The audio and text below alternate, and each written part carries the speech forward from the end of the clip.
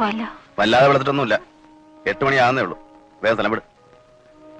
ഉറങ്ങിപ്പോയി. നേരം വെളുത്തത് അറിഞ്ഞില്ല. ഇനിയിപ്പോ ഇവിടെ കുളിച്ച് താമസിക്കാവുന്നതാ. വേഗം സ്ഥലം വിട്. എന്നെ കാണാൻ ഇവിടെ കുറെ ആളുകൾ വരും. ഇറങ്ങ.